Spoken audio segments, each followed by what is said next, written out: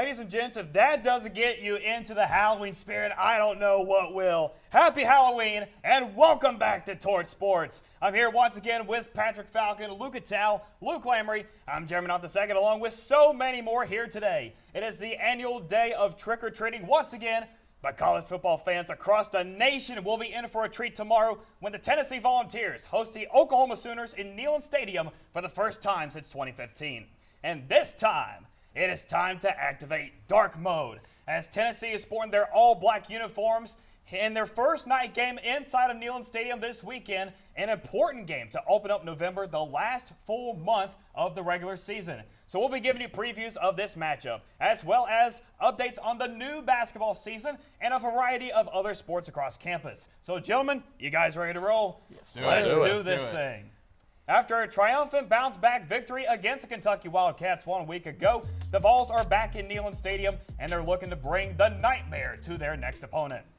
The Oklahoma Sooners are rolling back into Knoxville with a number 18 ranking and the top defense in the SEC. And this is a rematch of last year's competition in Norman when Josh Heupel and company defeated OU 25-15. And this time, like I said, the Vols are sporting their all-black uniforms, a fan favorite since their debut in 2015. And as I pointed out, on the schedule, 3 of Tennessee's remaining 4 games will be in Neyland Stadium. But this is a crucial one, going up against a top 20 conference opponent, and they better expect some top 20 competition because Oklahoma, they are a completely different team than what they were 1 year ago. They are a completely team, and if you look at the rosters from last year versus this year, the main thing that points out that's different is the quarterback situation, right? You had Jackson Arnold getting benched last year for Michael Hawkins Jr. Now you have John Mateer, who before he got injured was a Heisman co-favorite. So he's got some power to him. He's got 1,800 yards on the season. Not a great touchdown to interception ratio, 8 touchdowns to 6 interceptions on the season, but he's a guy who is out for, can put up a lot of yards on this Tennessee defense, and he's a guy that you're going to have to account for in this matchup, which the Vols didn't have to do last year since their quarterback situation was a little more rugged. But before his injury, my point is before Mateer's wrist injury, he had surgery and a really quick return. He was really something to watch for OU, and he's certainly the Washington State transfer. He's got a lot of experience under his belt. I'm going to agree with Luke here. That's the main point I think that UT has to look at when they're taking on OU is that they have a completely different set of leadership this year. Mateer's going to be leading the team. Mateer's getting his guys out there, and that's why I think you're looking at an OU team that's a lot more organized, a lot more concise, and you're exactly right. Michael Hawkins getting the reins last year instead of Jackson Arnold, and really all around not a great performance. Hawkins went 11 for 18 after Arnold. So really both those quarterbacks not doing very well. They've got a new set of leadership this year. I'm going to flip to the other side of the ball and not saying that this position group wasn't great last year, but this year they are elite. I'm talking about that defensive line. They are one of the best in the country. They're 6th in the country in opponent rushing yards allowed per game with 84.9, and they're 6th in points per game allowed with 12.5. That defense has taken a step up this year, and they're tied 2nd. They have 29 sacks in the year. When Jackson Arnold came strolling back into town and his new Auburn Duds, they sacked him 10 times. So it's going to be a big test for the Vols offensive line. They're going to have to keep Joey Aguilar clean. They're going to have to make sure that he has time to throw, time to stay ready, and time to make those decisions, because if not, we've seen Aguilar get rushed a little bit this year, and it can turn into some of those interceptions, some of those little off-target passes. Another guy who's a familiar face to Vols is Isaiah Sategna, who's the wide receiver. He was with Arkansas for 3 years. He was part of that team last year where Arkansas beat Tennessee, so he was a familiar face for Vol fans, and he's now with Oklahoma, and he is a guy who can put up some big yards too. He's got 624 yards on the season, 5 touchdowns. He's right in that conversation with some of the top receivers in the SEC like Brazel and Staley. He's right in there with the conversation, so he's going to be a guy to watch out for too. Yeah, of course. So this is going to be a big game for both of these programs, especially when you consider that Tennessee and Oklahoma, they used to not play each other quite that much. But that'll definitely change now with their SEC opponents. But fans of both teams, they might remember 2015. That was the last time that these teams played in Neyland Stadium. And that was a big one. The crowd was roaring, 102,000 strong. Baker Mayfield and a few players on that team, they talked about how loud that was. And the Vol fans here this weekend, they're going to need to pack that place and really make it a hostile environment for Oklahoma. Now that Tennessee is really starting to find their mojo. Because last weekend, the Tennessee Volunteers officially became bowl eligible with their 5th consecutive win over rival Kentucky Wildcats in a final of 56-34. The offense was on fire yet again, with Joey Aguilar throwing for 396 yards and 3 touchdowns, each to a different receiver. The three-headed monster at running back also stood their ground with Deshaun Bishop, Peyton Lewis, and Star Thomas combining for 4 rushing scores. And additionally, the game had big moments on defense, highlighted by a 45-yard pick six by the sophomore Idris Farouk early in the game, and freshman linebacker Edwin Spillman totaling 11 solo tackles. It is also important to note that this is the first game since 2022 when Tennessee put 50 or more points on an SEC opponent. You have to go all the way back to the end of that 2022 season when they went to Nashville, defeated Vanderbilt 56-0. And this result here against Kentucky, that just shows that Tennessee has been able to make adjustments compared to different games earlier this year. Yeah, I think one of the big adjustments, when you look at the Alabama game, we kind of talked about it. Joey Aguilar needed to get his confidence back. I mean, he had a rough game. He had a lot of yards, not a horrible statistical game, but there were a couple key mistakes. That safety, that pick six that we talked about, and Josh Heupel made the decision to instill confidence in him early and often, and also do it in a big way by pushing the ball down the field. I mean, 396 yards, 3 touchdowns. You talked about that, but the longest completion in the Alabama game was 20 yards. Like the offense was not pushing the ball down the field at all. Granted, a lot harder versus Alabama than versus a Kentucky, but they just didn't have that privilege. And here they said, Joey Aguilar, we're going to get you back on track. We're going to get you rolling again, and we're going to get you humming because that deep ball is what you do best, and we need that from you this year. I'm going to agree with you. I think that is such a key factor. You get Joey Aguilar feeling confident, feeling concise. He went 386 yards. He had no interceptions and 3 touchdowns.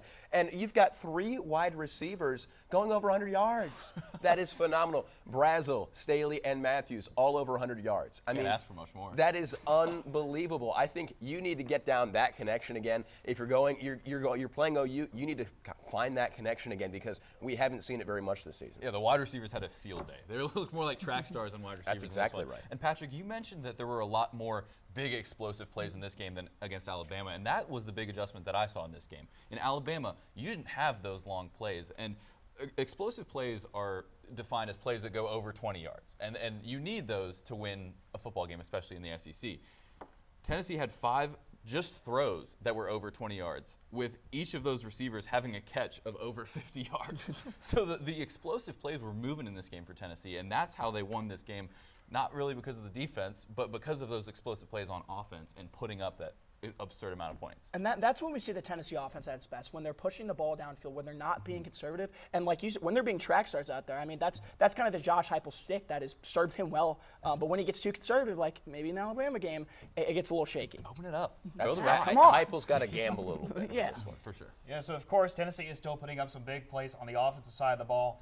That defense, however, they're still going to need some work because they're still on that trend. In all their games that they played against SEC conference opponents, they are still allowing 30 or more points in those games.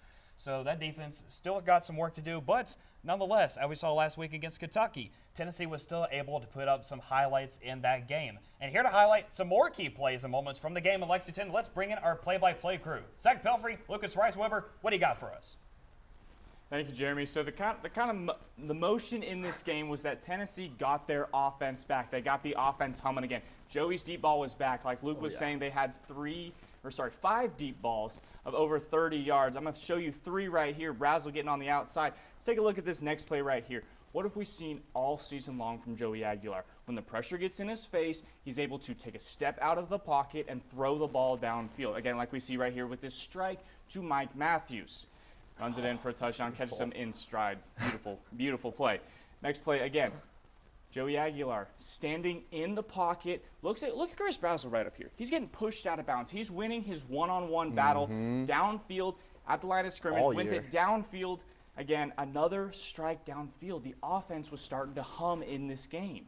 Yeah, no, for sure. And I mean, I'd say Tennessee's defense was doing the same. Now, they were able to hold their Kentucky's rushing game. No running back was able to break 52 yards. But passing-wise, Connor Boley was able to put up 330 yards, 5 touchdowns, and it was all explosive plays on this. You want to look at our favorite Boo Carter, gets absolutely beat off the rip.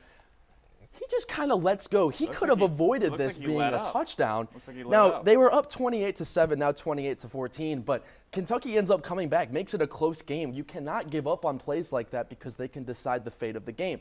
However, I want to take a look at a very funny play that we saw in this game, which was this very odd fumble sequence. Now, I believe there was about 4 people that gained possession of the ball afterwards, just kept dropping, and Tennessee ends up picking the ball, takes it in. Now, however, Tennessee leads the nation in forced fumbles, by the way. So this is a huge stat for Tennessee and a big thing that you can see against OU because OU has been fumbling the ball.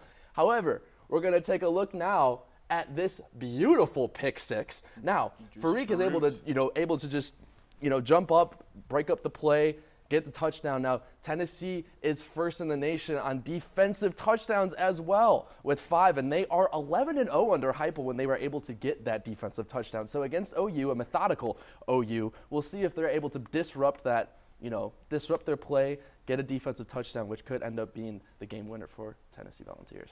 Back to you guys. Thank you very much, guys. And I'll be honest with you, I don't know about you, but I really do love to see some unexpected big defensive plays because you never know what is going to happen on that field. But regardless, we still have 4 games left in the season. That is hard to believe in the world of college football and for Tennessee especially. And Tennessee still has a chance to win out and clinch a spot in the 12-team college football playoff. But as known, in the world of college football, that is a task easier said than done. And earlier this past Monday, Coach Josh Heupel explained the challenges of maintaining success in the SEC. It's all hard.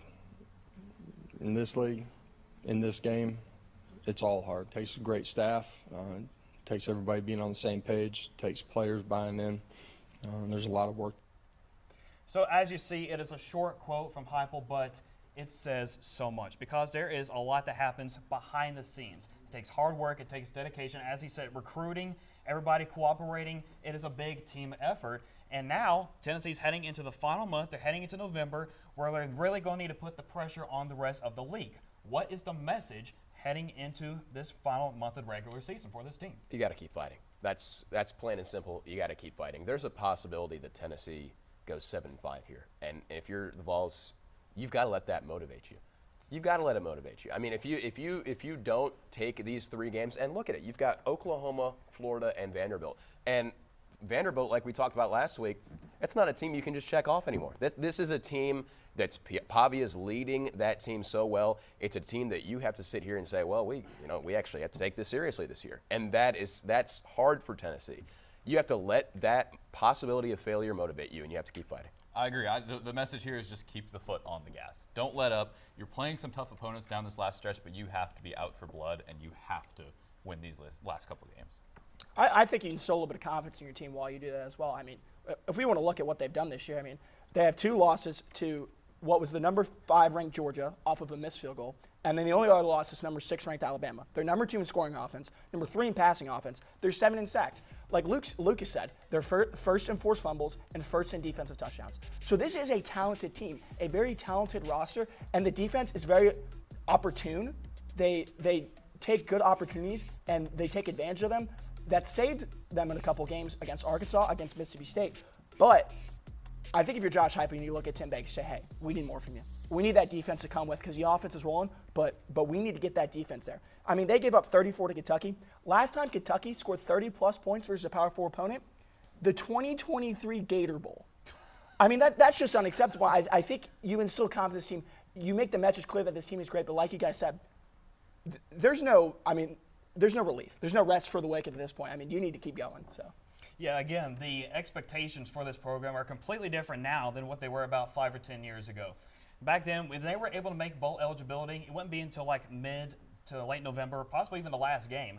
But in 4 of 5 seasons that they've been under Josh Heupel, they have gotten to 6 or more wins before the month of November. So that is a big accomplishment for Coach Heupel to do that for Tennessee. They already have their ticket in the bowl season, but that is the least of their accomplishments. They're still going far and beyond that. And with major postseason implications on the line, there still remains much to discuss about this important game in Neyland Stadium tomorrow night. And we'll be right back with more in-depth analysis. And even though he's currently in his 5th year of coaching with the Vols, Josh Heupel remains an Oklahoma Sooner to many who watched him play during his college days. And here To show you more is Jay King. In his 5 years here on Rocky Top, it's safe to say head coach Josh Heupel has had consistent success that this team hasn't seen in decades. This includes a 6-2 record this year and the 14th spot in the AP poll. The greatness of this team is on test this weekend as the Vols will face off against the 18th ranked Oklahoma Sooners in the famed Neyland at Night game. While this is the Sooners' second season in the SEC and there are only 6 meetings all time, there is still history between these two teams. This is because Heupel was once the starting quarterback for Oklahoma, and a great one at that. After transferring from 2 schools, Weber State and Snow College, a JUCO, Heupel ended up joining the Sooners. Only having 2 years of eligibility in Oklahoma, he made the most of it. In his first season in 1999, Heupel started on fire as he led the Big 12 in completions, completion percentage, passing yards, passing touchdowns, and yards per game. But the Sooners only went 7-5 and lost to the Ole Miss Rebels in the Independence Bowl. 1 year later, in an all-time turnaround, Heupel led the Sooners to a 13-0 record and won the BCS National Championship in the Orange Bowl over the defending champs, Florida State Seminoles. Heupel had a great year as well as he led the Big 12 in passer rating and the nation in completion percentage. Heupel also took home the Walter Camp Player of the Year award and came in second place for the Heisman Trophy. Heupel had his much anticipated homecoming last year as the Volunteers went to Norman and took down the Sooners in a hostile environment 25-15. This makes Heupel 1-0 as a head coach versus alma mater. For Torch Sports, this is Jay King signing off. Welcome back to Torch Sports, everyone. The Neyland effect is activated again tomorrow night when Tennessee hosts Oklahoma in their first night home game of the year at 7:30 p.m. And both programs are hoping to bring their absolute best onto that field tomorrow night. So here to bring you more for the Torch Sports Injury Report, here is Caden Martin. Thanks, Jeremy. There will be some Volunteers who will not be participating on the field for dark mode this weekend, with defensive backs Ricky Gibson III still battling with his arm injury suffered week 1, Jermon McCoy, who was pushing to make his season debut at some point for the Vols while still recovering from a torn ACL, and wide receiver Travis Smith Jr. out, as well as linebacker Arian Carter being listed as questionable for Tennessee after missing last week's matchup versus Kentucky due to a toe injury. However, the Sooner Schooner seems to have a lot of pressure on its wagon wheels in terms of injuries for Oklahoma. Offensive lineman Troy Everett, who suffered a season-ending injury week 3, Jacob Sexton, who has been out since the season opener with a knee injury, and Jake Taylor are ruled out for OU, with fellow offensive lineman Derek Simmons and wide receiver Keontae Lewis doubtful to take the field at Neyland Saturday night, with Simmons and Lewis missing last week's game versus Ole Miss to a concussion and a head injury. Running backs Javonte Barnes and Taylor Tatum, defensive back Gentry Williams and linebacker Kobe McKenzie, and offensive lineman Logan Hallen are seen as questionable for the Sooners as well. That's it for this week's injury report on Torch Sports. I'm Caden Martin. Back to you guys at the desk. Thank you very much, Caden. Neyland at night, there is nothing else like it in the world of college football. And historically, at the University of Tennessee, Josh Heupel has been successful in night games at Neyland Stadium. He has generated a 10-1 record during his time with the Vols at night, but he is 1-1 against ranked opponents in those games. So he hasn't really been tested that much against ranked opponents in that nighttime environment. And here comes number 18 Oklahoma rolling into Knoxville for the first time in a decade. And they got some firepower that they are going to have to prepare for this weekend. Yeah, I think you look at it. I think Tennessee needs to attack the outside a little bit. And I'm not saying that Oklahoma's corners aren't good, but they're a little bit young and they're a little bit inconsistent. And Tennessee's receivers are elite. And I think the next biggest thing is you have to limit Mateer's ability to run. And the 2 losses that Oklahoma had, he was held to 5 and 17 yards rushing with no touchdowns. And between those 2 games, sacked 8 times. So whether it's he wants to create for run or for pass when he starts to scramble out to the pocket, you need to keep him contained so that he does not have that ability to make those big plays. Yeah, and this team better be foaming at the mouth for this game, right? Like, you haven't played a night game in Neyland yet this year, and your first one is a dark mode game. That's got to be ridiculously exciting for this team. And you talked about the defense needing to step up in this one. They really do. Let me read you off some stats here. These are the rankings for Tennessee defense in the SEC. They're last in passing yards allowed. They're second to last in yards allowed per game, last in touchdowns allowed, last in offensive plays run allowed by 52. So that last stat there, the most plays in the SEC has been run against this Tennessee defense. So Tennessee has arguably the best offense in the country and arguably the worst defense in the country. So one of those two needs to switch, and I'd rather the defense get better than the offense get worse. Well, you guys both talk defense. I'm going to talk run a little bit because you saw Deshaun Bishop and that run core for the Volunteers explode for just a couple games. Arkansas, I mean, they went off for 146 yards, Deshaun Bishop. And what I like to see, I'm going to do a little Patrick Falcon analysis for you here. I talked about this before, but I just love it so much. He has so much patience, Deshaun Bishop. And he waits right behind his two linemen. He stalls out there for a second, and his linemen do it. They go in and explode. And that's when Deshaun Bishop takes the hole. That's exactly when he decides to make his move, and that's what I love to see. And we haven't seen that. We didn't see it against Alabama or Kentucky. Kentucky, he went for 14 carries, 48 yards. So for me, I want that explosiveness to come back. I want to see him attacking those holes. I want to see him get in there and do what he does best, and that is pounce on the yardage. He's a guy who wants the ball, too. Oh, he wants it. His mindset is, give me the ball, I'm going to do something with it, and we're going to push it forward. And it's not timid, it's patience, but once that hole opens up, I mean, he hits it like a truck, man. Absolutely. He's going for it. It's fun to watch. Absolutely. Yeah. Well, going back to finally getting a night game, I can speak for Luke Lamry when I say that this fan base has been itching for a night game all season long.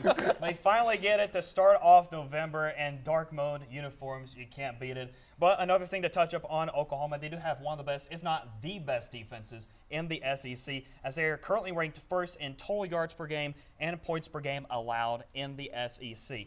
Also noting, tied for first rushing yards and third in passing yards per game. So that defense is still standing strong for Oklahoma. And as mentioned, a big improvement from last year's rematch, or this rematch from last year's competition in Norman.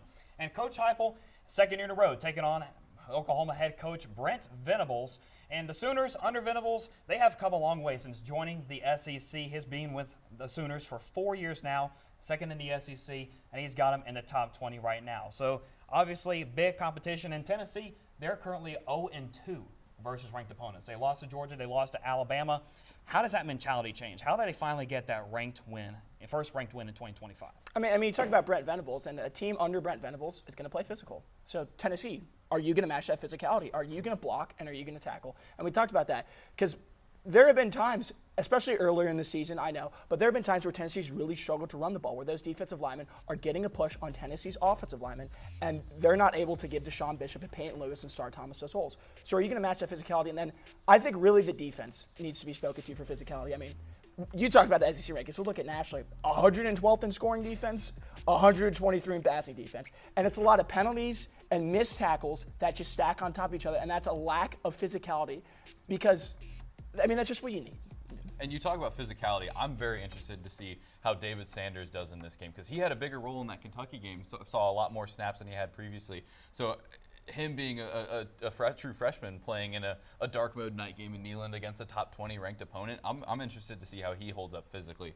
But the mindset for this game just has to be find a way to win. We talked about it a little bit earlier, but you just have to find a way to win because this team, if they want a chance at the playoffs, they need a ranked win, and they need this one bad. And this is the time to get started on that right track, being a home game and a dark mode where the fans are going to be really into this game. We talked a little bit about it earlier, but you don't have a break for the rest of this year for the Volunteers. You have no sort of rest. And so for me, I'm looking at get gritty, get a little intense. You talked about David Sanders. You talked about that line.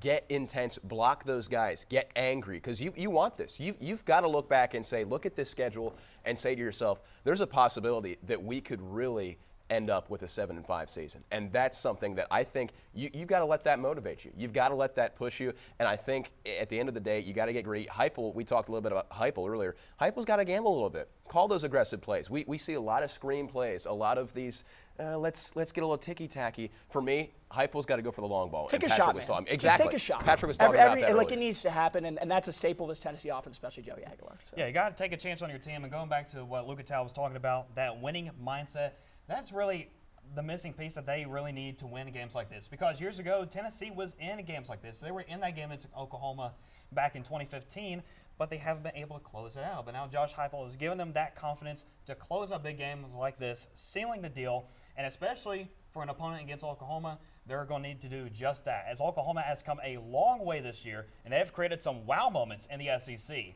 And for more, let's bring Zach and Lucas back at the board. Thank you, Jeremy. So Oklahoma, like we've been talking about all show, has a stellar defense. They're one of the top defenses, not only in the country, but especially in the SEC. And I want you to look at this heavy set formation that they run. They load the box. They love to get at the quarterback and cause a sack. I believe they're in the top 3 in the SEC in sacks. It's a little scary. Now, here's the opposite side of it. When they load the box again, here's a 7-man front in the box. They try and get after the quarterback here. Runs out of the pocket, makes a strike downfield. Oklahoma's secondary, however, they allow people to throw the ball down the field. Again, another heavy set box. They're going to rush the quarterback. Quarterback, all he has to do, step up in the pocket, deliver.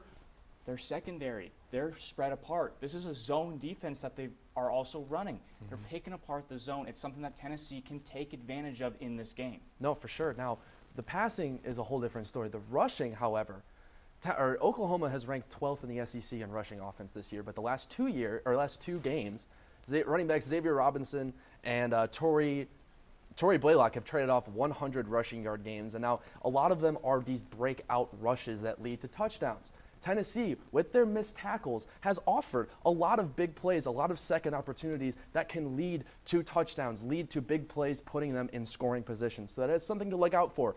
Another thing to look out for, however, is Oklahoma's taking of sacks. They rank 9th in sacks allowed per game. Tennessee is tied for 3rd, tied 6th nationally in sacks per game. So this could be a lot because, as you see, John Mateer, he tries to do a lot. He avoids the sack, but then takes a sack. Avoids the sack, takes a sack. Now, that leads to a lot of these plays where, you have these dump-offs that are available to you, but instead he keeps it. That's a loss of 3, loss of 5, whatever it is, and that can change the trajectory of a game, especially against an aggressive D-line like Tennessee's. However, we talked about Tennessee's ability to force fumbles. This was a huge difference maker in this game. It was a back-and-forth battle. Oklahoma got the ball back. Then Ole Miss takes it from them. Ends up changing, I like to say trajectory a lot, but it changes the trajectory of the game. So we could see if Tennessee can be aggressive against this Oklahoma offense. Post-hand injury, John Mateer has not played up to early season John Mateer standards. If I'm the Volunteers, I'm looking to take advantage of that. Yes. Make him beat you. Right, exactly. Back to you guys. Thank you very much, guys. So you saw it for yourselves, gentlemen. Along with those big plays, they have playmakers who can get the ball down the field for the Sooners. I mentioned that defense as well. They got some playmakers that are not going to make it easy against Tennessee, and they want nothing more than to spoil that dark mode party for the Vols. Yeah, I brought this guy up earlier, but Isaiah Sategna is going to be the man to watch in this game. Leading receiver for this team. He's got some explosive firepower. In 2023, when he was with Arkansas, he racked up over 500 yards of kickoff returns, and he's the punt returner for Oklahoma this year. So he's got some speed to him. He's got 5 touchdowns on the year, all coming within the last 5 weeks. So he is reaching his peak right now. He is in beautiful midseason form. He's going to be the guy to watch this week for the Vols. For me, I'm looking at Jared Kanak. He's their tight end, 6'2", 233 pounds. This is a big guy. He likes to create that separation. We talked about how much of a gritty, physical game this is going to be. This is a guy that's going to get a lot of attention. He's already got 27 receptions on the season, 394 yards, and almost 15 yards per catch. So he's getting down there. He's creating that space, and they're getting him the ball in the middle of the field, and he knows how to run with it, too. So this is a big guy. He's got speed, and he knows what to do with the ball. Yeah, Lucas touched on him a little bit, but I'm going to go Xavier Robinson, and he's just getting better. You talk about another guy who's reaching their peak at the right time. In the last 2 games, he ripped off 5.3 yards per carry and then 12.1 yards per carry last week versus Ole Miss with 109 rushing yards. And he has great speed, he has great burst, but he's not afraid to run behind his pads and get physical a little bit. And then I would feel remiss if we didn't mention the name R. Mason Thomas. First off, his first name is just the letter R, which is sick. That's awesome. But he has 5.5 sacks in the season. He's leading this charge that is the ferocious Oklahoma defensive line.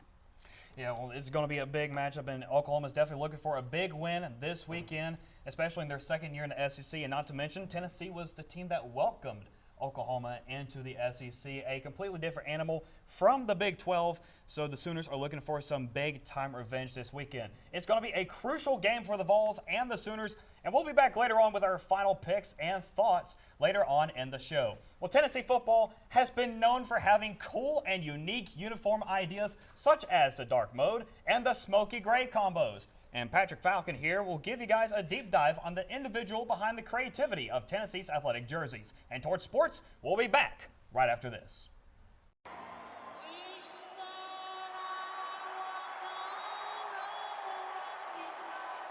This weekend, a familiar tune will echo through Neyland Stadium. But with a haunting twist. The man behind Spooky Rocky Top is Miles Kredich. He was raised in Knoxville and is the son of Tennessee's swimming and diving head coach, Matt Kredich. When Miles first developed the tune, he had no idea how it would take off. In college, I was scoring for films, doing horror movies, and making really scary sounding music. And one night I realized the lyrics slowed down to Rocky Top would change the meaning a lot. Tennessee put out their dark mode uniforms, and I thought this is kind of a good time to maybe just post it on TikTok and see where it goes, and it went. The whole Kredich family has a passion for music, including Miles's twin brother Ben, who passed away 2 years ago. He was a UT grad and helped Miles create the revised Rocky Top. He was really helpful in the collaboration and the music technology process, especially when it came to this song. It's roughly in the key of C, which is his favorite key. He was in the stadium that first night that it played. There's a video of them listening, and I just remember he goes, "That's my brother," and like right at the end. And that I wasn't there to experience that accomplishment that I wasn't expecting to accomplish, but I'm really glad he was. And now, a couple years later, hearing the song again brings back memories of his brother and family at Tennessee. I mean, it's kind of a culmination of 17 to 20 years of being musical with him and with my family in Knoxville, with orange as our favorite color. For the Kredich family, Tennessee isn't just a place. It's a bond that runs deeper than wins, deeper than sports, and one that music helps keep alive. The whole community lifted us up 2 years ago and continues to. I feel like music always holds us together. Most people can resonate with that. Reporting from Knoxville, I'm Sophie Starkey, the Volunteer Channel. What a beautiful story. Welcome back to Torch Sports, and a very exciting time on Rocky Top because they've been itching for it. Basketball is finally back.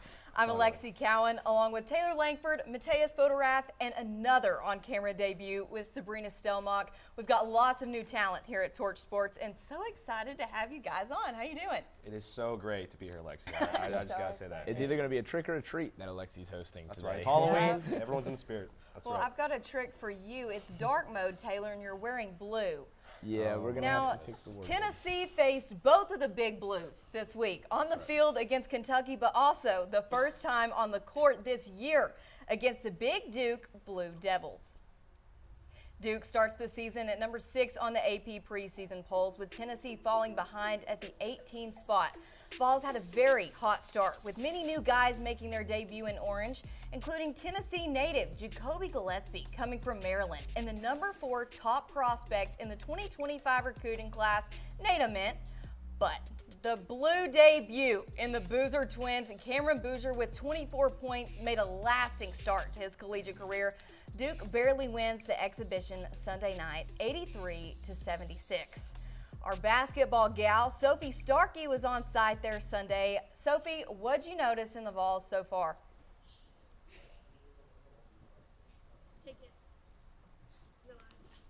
Thanks, guys. And if you cannot tell by the wind, it's very windy out here. My hair is going crazy, but let's look at Sunday night when the Vols took on Duke. It went down to the wire, and the Blue Devils came out on top 83-76. And the Vols were looking at 2 players in particular, Jacoby Gillespie and Nate Ament. Jacoby led the team with 19 points. He also had 8 assists. Nate had 10 rebounds and 14 points. And Rick Barnes is not concerned about either of these guys. He said Nate is learning how to be a perimeter player, and he guarantees that that was the most tough contest that he's ever faced. And then Jacoby's naturally a good player. He's going to have pressure on him, and he's got to adjust. But overall, Rick Barnes said that was such a great opportunity, and he wished he had 4 more games like it.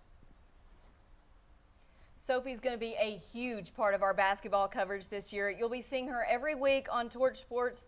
We love Sophie. But guys, being honest, what's your take on it? Did you expect for Tennessee to win here?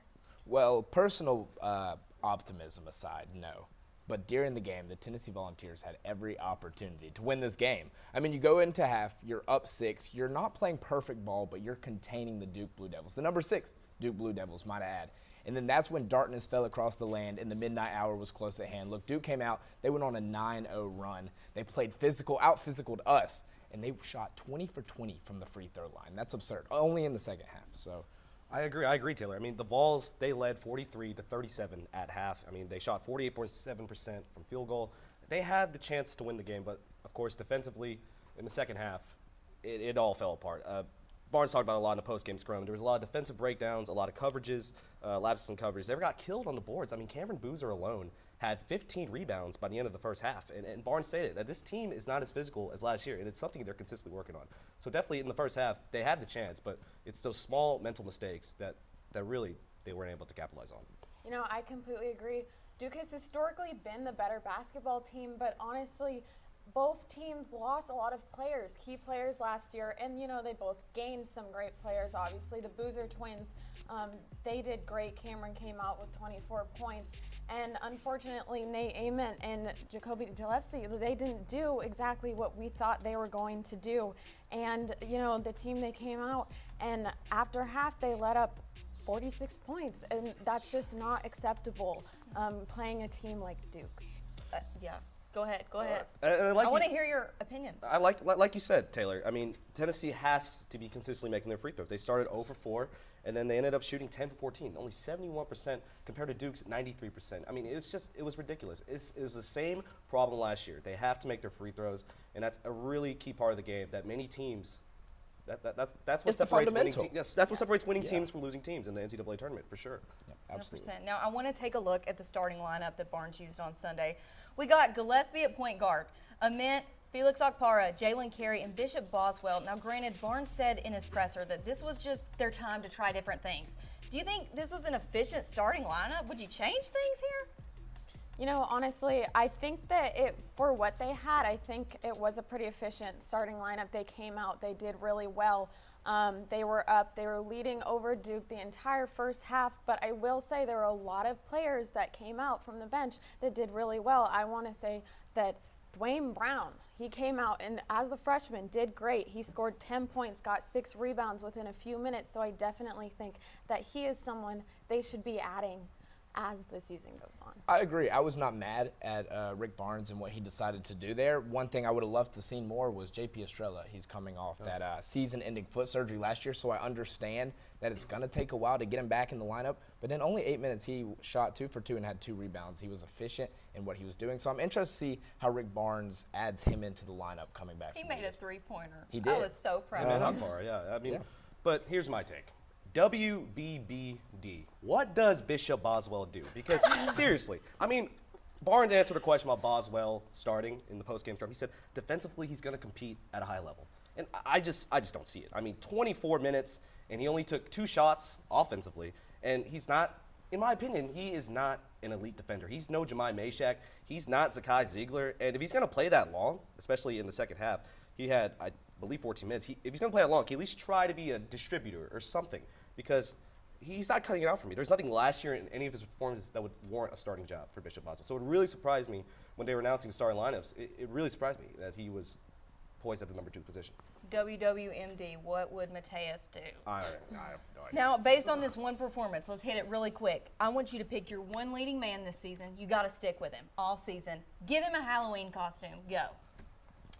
I don't expect you guys to know this, but 555-2368. In the holiday spirit, that is the Ghostbusters phone number. And when I'm looking at this Tennessee Volunteers team, I need someone reliable, someone I can call on. So who am I going to call? Dwayne Brown II, the freshman, 6'8", 251 pounds, out of Hoover, Alabama. In only 13 minutes, he shot 5 for 5, 10 points, 6 rebounds, and a block. I can't wait to see what this season has in store for him.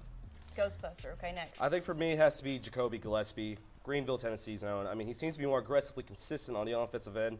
He's a high-tempo guy, and he looks to be a guy who wants those difficult shots. We saw that he tended to drive a lot towards the inside and take shots that were generally, that were off balance for some reason. But, he's very unpredictable what his next move is going to be. And he's a very efficient career shooter. He's 13.6 points per game, 37.9% from 3, 48.7% field goal percentage. And to me, his Halloween costume is the Falcon / the new Captain America. He has to replace Zakai Ziegler as the leader of this Vols team. And this Vols team, it's his Avengers. And we'll see what he has to do. I thought you were going to go with the Green Devil from Greenville High School, his alma mater. All right, let's hear it. This might be a bit controversial after his performance the other day, but I'm going to take Nate Ament. You know, shot selection was a bit spooky, definitely. But for an off game, he still had a double-double. He averaged 19 points in high school, and he's one of the top recruits that Tennessee has ever had. I do have faith in him. Halloween costume-wise, I'm going to go Jack Skellington. That being said, you know, Jack comes in. He's the Pumpkin King. Everybody loves him. He has this little mishap with Christmas, but he ends up coming back. Pumpkin King on top. So I think Nate Ament's going to do that with this team. Now, we've all made these predictions about who would be the leading man this year, but at that point, we really hadn't seen anyone on the court, but now we have. So the Vols begin their regular season tip-off right here at the Food City Center Monday night against Mercer. Tip-off is at 7 p.m. Speaking of newer faces, we're officially in the second year of the Kim Caldwell era. She has brought in tons of star talent as Tennessee is the #1 transfer portal class this year. We're going to get to that in a minute. But first, to address the elephant in the room.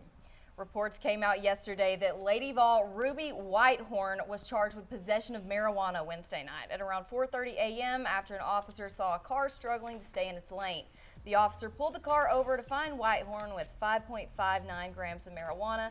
She is now facing a misdemeanor charge of simple possession just 2 months after she was suspended from the team. And this is just in August. She was arrested and facing felony charges, but that kind of got resolved. Guys, you're Kim Caldwell here. You've given her a second chance. Do you give her a third? She has to go at this point, and it sucks. I mean, she brought so much to the offense. Covering the game the other day, she had 18 points. She was tied for our highest leading scorer. But you can't bring someone back twice. There is a standard in this program. We did the same thing for Nico. Here it is again this year. Yeah, I completely agree. I mean, Whitehorn is one of the better players on the team, but Tennessee has a rep that they have to keep up with, and they just unfortunately cannot bring her back after this much happening. It's too risky. Yeah, unfortunately, I mean, discipline issues, they can be just as impactful as on-court issues, and I totally agree. Ruby Whitehorn, I think the chances are done. I mean, she's definitely, there's no way that she can continue playing on this team, for sure. Now, Lady Vols shut the lights out of Columbus State in a record-breaking night, 148-48 final score with an exact 100-point differential there.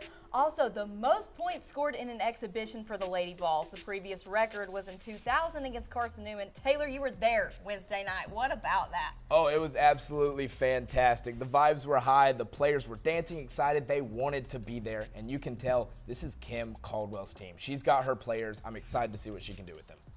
Absolutely. Now, I've got to go with the same exact question. Who's your star of the show from this exhibition? Who's your Halloween costume?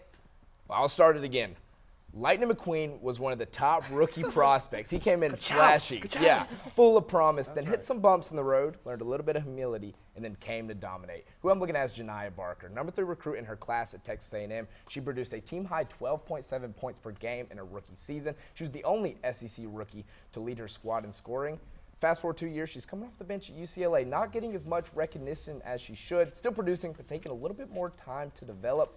And now she's at the University of Tennessee, Knoxville, ready to dominate. In her first out, she had 15 points, 10 rebounds, 4 assists, 6 steals, and a team-high plus-minus of +62. I'm excited to see what she will bring to this team. For me, it has to be Mia Paldo. I mean, she was one of the leading scorers of the night, 18 points, 4 for 9 for field goal, 4 from 7 from 3, 6 for 8 free throws, 4 rebounds, 7 assists, and my Halloween costume for her has to be early 2010s Justin Bieber. She's the new kid on the block, and she's making an instant impact. And that game last night, that was like baby. And what did Ludacris say in that song? When I was 13, I had my first love. That's right. And when people see number 13 on the court this year, they're going to fall in love with her game. For sure. That's something to taste. I have no words. Well, my costume isn't as great. I'm going to go Black Widow from the Avengers, you know, staple part of the team. And for that, I've got Talaysia Cooper. She's great. She last year averaged a team leading 16 points. This year on the exhibition, she already had 17 points with her debut. She's already been named on the Player of the Year watch list. She's just a great team member, and I'm really excited to see what she does this season. Guys, we've got games coming at you everywhere on Rocky Top, but the big test, Tennessee going dark mode on the Sooners tomorrow. The crew has their picks coming up next. But another sport that deserves some love here at UT, cross country, has had a great season. Heading into the SEC Championship, our own Taylor Langford. You were there. I was there. Let's see it.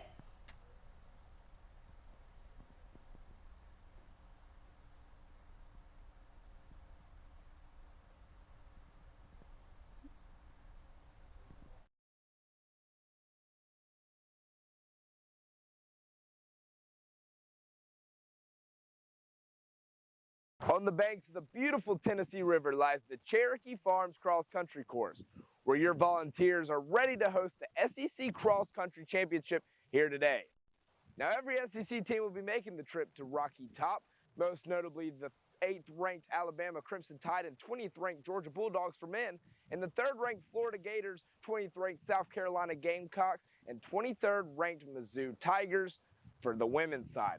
But how do your Volunteers shape up in this matchup? Now, your Lady Vols don't fall far behind the pack, ranked 27th in the coaches' poll top 30.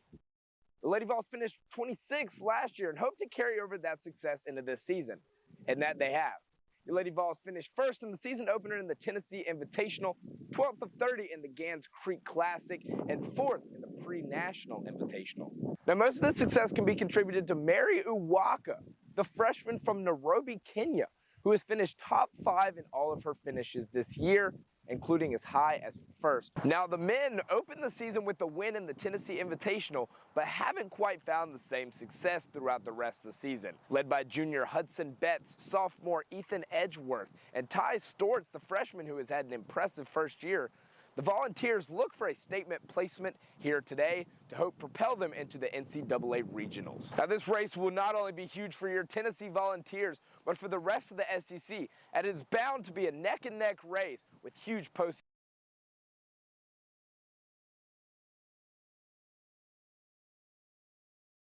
Ladies and gents, we are just about to get out of here, but before we do, it's my favorite time. It's their favorite time. It is prediction time. That is right, and it is a top 20 clash this weekend at Neyland Stadium under the Knoxville night sky, and only one can come out a winner.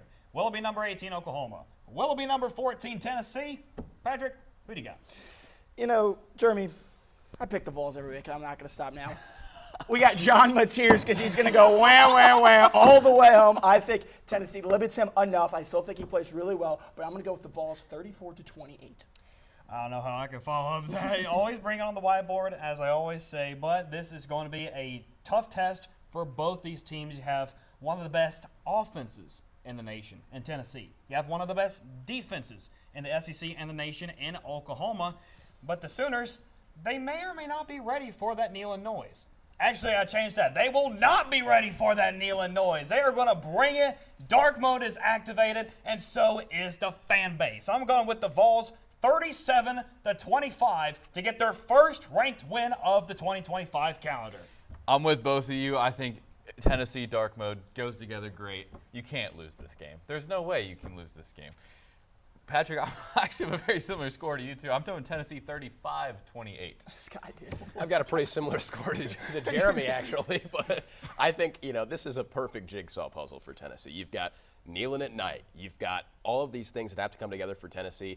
Joey Aguilar had a great game against Kentucky. You've got a lot of elements that you need to put everything together, and if you can do that, you can get it done. You can get it done and take down Oklahoma. My score, similar to Jeremy, 42-35. Tennessee takes it. It is true. Similar minds think alike, and especially it comes to this right here with the football cast. But, of course, we got our picks, but we can't leave Zach and Lucas out of this thing. Who are you guys going, Tennessee or Oklahoma? You know, I'm going to go Tennessee in this game, but let me explain why for a second. Oklahoma has played one top 10 offense in the country this entire season. They're 6-2. They've only played one top 10 offense. That was Ole Miss. They beat them. Tennessee's got the better offense. Oklahoma's got the better defense. Right. Tennessee statistically is better than Ole Miss on the field, plus it's in Neyland, plus it's night. I think Tennessee wins by a field goal, maybe a little Max Gilbert redemption. I like what you're thinking there. Now, I think it's going to be a little low scoring than everyone else is saying. I'm going to say it's going to be a 28-24. However, I feel like I'm not going to try, but I feel like I can start moonwalking because it's going to be an absolute thriller in Neyland Stadium. We got the blackout. It's going to be loud. It's the first one of the year. Now, it's going to be a little cold, but I think that Neyland's going to make sure that they get their hand warmers in their pockets. They're going to be getting loud, and I think that, you know, Oklahoma's just not going to know what's coming. It's going to be a spooky game for that team come Saturday. What's it going to be, like 40 degrees? I think it's going to be 40 degrees. It's going to be a little cold, so grab your jackets because it's going to be a rough one. It's going to be a long one. It's going to be a rough one, but I think it's going to turn out in your favor if you're going as a Tennessee Vol fan. Well, as you guys are saying, it is going to be a cold environment tomorrow night. Very frigid, but the action is going to be red hot inside of Neyland Stadium. Tennessee and Oklahoma going at it. This might be the beginning of a new SEC rivalry between these two. We might find out. It's going to be a great way to kick off the month of November, and we may be heading into the final month of the college football regular season, but basketball is just tipping off, along with a variety of other sports, and our Torch Sports social media crew is here to bring you all the action to you on Instagram and TikTok at Torch Sports UTK and on X at Torch Sports _UTK. So don't be an insider, ladies and gents. Follow our talented social media crew right now in this very moment before you go so you can stay in the loop with all things UT Athletics. And also, before we go, we have a bit of a programming note for you. If you watch football through YouTube TV, you may be out of luck as Disney and YouTube are currently in conflicts right now. They are at odds at the moment, which means that channels like ABC and ESPN have been pulled from YouTube TV. So if you're looking to watch some college football tomorrow, which includes this game tomorrow between Tennessee and Oklahoma, it looks like your only options at the moment might be the ESPN app or ESPN Plus. But other than that, that is all the crew has for you this week for Patrick Falcon, Luke Attal, and Luke Lamory, and everybody else here at TVC. I'm Jeremy Notthesegan saying thank you all once again for joining us today. Have a spooktacular Halloween. And ladies and gents, that was Torch Sports.